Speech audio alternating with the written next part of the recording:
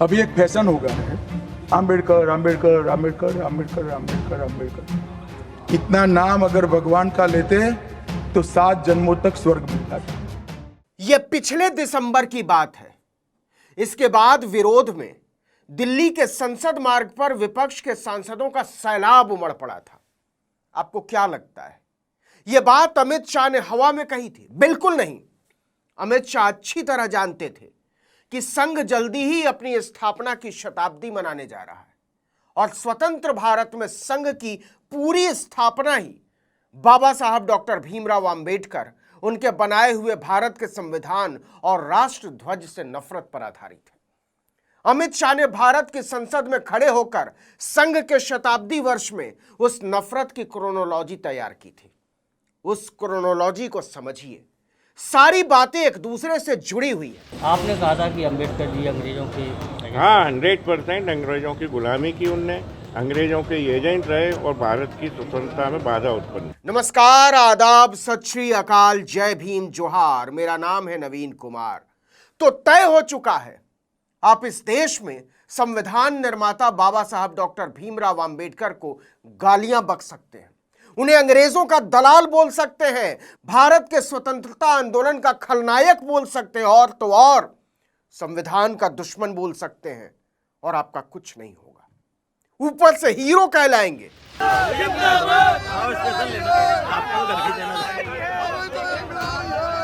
ये कोई ग्वालियर का वकील है, अनिल मिश्रा, ये खुलेआम कहता है कि अंबेडकर को मैं बोलूंगा बुरा भला, बताऊंगा ढोंगी और देश का दुश्मन, जिसको जो करना हो कर ले, मुझे कोई फर्क नहीं पड़ता। संविधान का जो निर्माण है वो BN राव साहब ने किया है, ना कि अंबेडकर जी ने। अंबेडकर जी तो उस संविधान को जलाना चाहते थे। संघ के 100 साल पूरे होने पर उसका असल रंग और ढंग अब खुलकर दिखाई देने लगा है। कुछ भी अचानक नहीं हुआ है। जहां सुप्रीम कोर्ट तो छोड़िए, लोअर कोर्ट के जज के बारे में कोई टिप्पणी करने पर भी अवमानना हो जाती हो, वहां चीफ जस्टिस पर जूते उछालने वाला लफंगा, गुंडा, मवाली इंटरव्यू देता फिरे और मीडिया हीरो बनाता फिरे। यह स्वतः स्फूर्त नहीं होता, अपने आप नहीं होता। कि परमात्मा ने मुझसे जो कराया वो मैंने किया। यह अपने आप को वकील बताता है, लेकिन असल में यह लफंगा है। दिल्ली के मयूर विहार की जिस सोसाइटी में यह लफंगा रहता है, वहां इसके पड़ोसी सुनाते हैं नफरत से भरे इसके लफंगे के किस्से। पुलिस तक मामला पहुंच चुका था, लेकिन अभी इसको पीछे छोड़ते हैं। सुप्रीम कोर्ट के चीफ जस्टिस की तरफ जूते निकालने के बाद यह देश के दिग्गज वकील प्रशांत भूषण पर हमले की खुली धमकी दे रहा है। राकेश किशोर ने सुप्रीम कोर्ट के न्यू लॉयर्स चैंबर्स बिल्डिंग में घुसकर दिग्गज वकील प्रशांत भूषण पर हमले का एक 14 साल पुराना 2011 का वीडियो निकालकर ट्विटर पर पोस्ट करते हुए लिखता है कि हिंदुओं के धैर्य की परीक्षा मत लो। इस राकेश किशोर को कोई एक झापड़ कस के मार देना तो 3 दिन तक टिलमिलाता फिरेगा और बन रहा है 52 वीर। लेकिन हम फिर कह रहे हैं कि यह राकेश किशोर या अनिल मिश्रा या अजीत भारती की हैसियत नहीं है, नहीं है ऐसी हैसियत। संघ के 100वें साल में संविधान और बाबा साहब को गालियां बकने, संविधान के रक्षकों पर हमले की यह ताकत उन्हें कहीं और से मिल रही है। यूट्यूबर अजीत भारती के इस ट्वीट पर गौर कीजिए। यह लिखता है, आज CJI गवई को एक वकील का जूता लगते लगते रह गया। अधिवक्ता ने गवई के डायस के पास जाकर जूते उतारे और मारने ही वाला था कि सुरक्षा कर्मियों ने पकड़ लिया। जाते जाते वकील ने कहा कि सनातन का अपमान नहीं सहा जाएगा। इसके बाद सीधे सीधे चीफ जस्टिस को सड़क पर पीटने की धमकी देते हुए अजीत भारती लिखता है, यह आरंभ है। ऐसे पतित हिंदू विरोधी और कायर जजों के साथ सड़कों पर भी ऐसा ही होना चाहिए। एक और ट्वीट में यह लिखता है कि जिन्हें लगता है तुम्हारे गैंग से मैं डरता हूं, तो आज का लाइव अवश्य देखना। गवई एक घटिया अनडिजर्विंग जज है और उस पर कंटेम्प्ट का केस चलना चाहिए। यह हिम्मत अजीत भारती की है? नहीं। दिग्गज वकील प्रशांत भूषण पूछते हैं कि आदमी सीधे सीधे सुप्रीम कोर्ट को धमका रहा है, उसके चीफ जस्टिस को धमका रहा है, ये बाहर कैसे है? इस पर यह प्रशांत भूषण को ही गाली बकने लगता है।